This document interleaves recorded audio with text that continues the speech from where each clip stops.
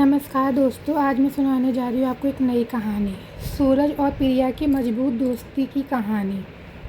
एक बार पहाड़ियों से घिरे मेघालय के एक प्यारे से छोटे से गांव में दो युवा दोस्त सूरज और प्रिया रहा करते थे, जिनके बीच एक अटूट बंधन था। वह अपने सपनों और हंसी के माध्यम से एक दूसरे से जुड़े थे। बचपन के रोमांचों से लेके किशोर अवस्था के सपनों तक वह सबसे अच्छे दोस्त थे। उनके दिल रात के आकाश में सितारों की तरह जुड़े हुए थे, लेकिन उनके सपने बिल्कुल अलग थे। ऊर्जा से भरपूर सूरज एक प्रसिद्ध कलाकार बनना चाहता था, जबकि सुपर स्मार्ट प्रिया एक खगोल वैज्ञानिक के रूप में ब्रह्मांड के रहस्य को उजागर करना चाहती थी। वह एक दूसरे की ताकत और कमजोरी के पूरक थे। समय के साथ वह हंसते, रोते और एक दूसरे के सपनों का समर्थन करते।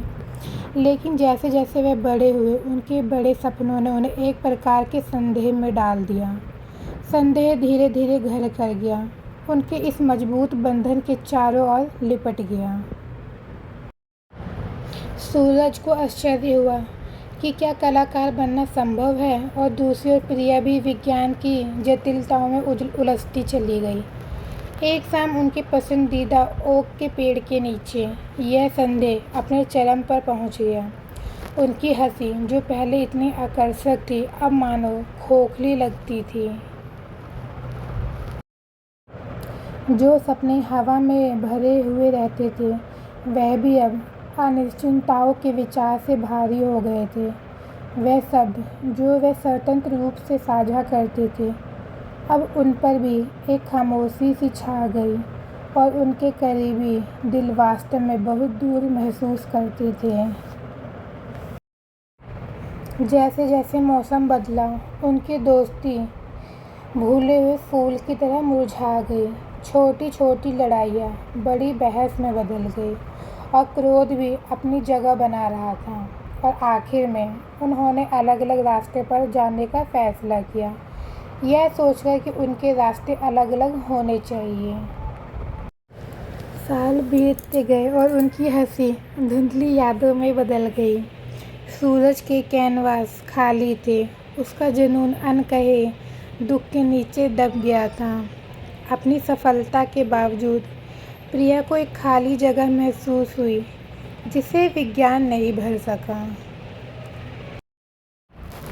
वह गांव जो कभी साझा की गई यादों से भरा हुआ था, अब मीठी और दुखद भावनाओं का मिश्रण बन चुका था।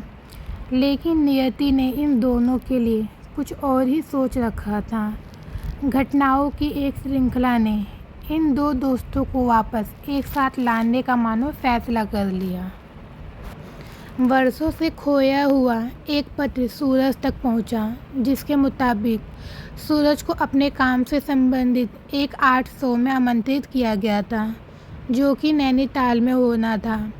प्रिया को भी एक ईमेल मिला, जिसमें उसे एक बड़े विज्ञान सम्मेलन में बोलने के लिए आमंत्रित किया गया। यह भी उसी आर्ट शो के अंदर होना था। वह दोनों शो और सम्मेलन के लिए एक ही शहर में पहुंचे। ऐसा लग रहा था कि नियति फिर से उनके रास्ते मिला रही हो। एक भीड़ भरे कैफ़े में उनकी नज़रें मिली, और उन्होंने एक दूसरे को ऐसे पहचान लिया जैसे लंबी रात के बाद सूर्योदय हुआ हो। दोनों की ही भावनाएं उमड़ पड़ी, उनके बीच की दीवारें टूट गई और वर्षों की खामोशी पिघल गई। आखिरकार वो दोनों एक दूसरे की ओर बढ़े और एक दूसरे को गले लगा लिया। जब वह गले मिले तो आंसू बह निकले। हर शब्द के साथ पछतावा भी हुआ, और दूरियां दूर हो गई। फिर बाद में वे दोनों साथ में बैठे कॉफ़ी के लिए। वहाँ उन्होंने अपनी कहानियाँ, अपने संघर्ष और अपनी भावनाएं साझा की। प्रिया ने सूरज को बताया कि कैसे उनकी दोस्ती के बिना मानो सितारों ने अपनी चमक खो दी थी। सूरज ने भी साझा किया कि कैसे पेंटिंग करते समय उसे अपने दोस्त की याद आया करती थी। उनके दर्द और लालसा ने उन्हें एक साथ ला दिया। समर्थन के साथ उन्होंने फिर से अपना जुनून पाया अपने अपने क्षेत्र के लिए। अब तो सूरज की कला रंग और भावना से भरपूर हो उठी और प्रिया का विज्ञान भी अनेकों आश्चर्य और संभावनाओं से भर उठा। उनका पुनर्मिलन सिर्फ मिलने जुलने से कहीं अधिक था। इसने मित्रता की शक्ति को दर्शाया। अपने दोहराए पर खड़े होकर संदेह और कठिन समय का सामना करते हुए उनका बंधन फिर से मजबूत हो गया। इस 800 और सम्मेलन से उनका जीवन बदल दिया। सूरज की पेंटिंग ने उनकी यात्रा को दर्शाया। प्रत्येक ब्रश स्ट्रोक उनकी ताकत का संकेत था। प्रिया की प्रस्तुति ने उनकी दोस्ती की भावना को दर्शाया, सभी को याद दिलाया कि दोस्तों के साथ जीवन की यात्रा कितनी सुलभ हो उठती है। उनकी कहानी ने दूसरे को टूटे बंधों को जोड़ने और सपनों का पीछा करने के लिए प्रेरित किया। इन वर्षों में सूरज और प्रिया ने एक साथ चुनौतियों का सामना किया। उनकी दोस्ती आशा की किरण और खुद की ताकत को दर्शाती। उनकी कहानी में एक सरल सच्चाई थी। चाहे जीवन हमें कितनी भी दूर ले जाए, सच्ची दोस्ती किसी भी समस्या को संभाल सकती है, किसी भी दरार को ठीक कर सकती है और अंधेरे समय में हमारा मार्गदर्शन कर सकती है।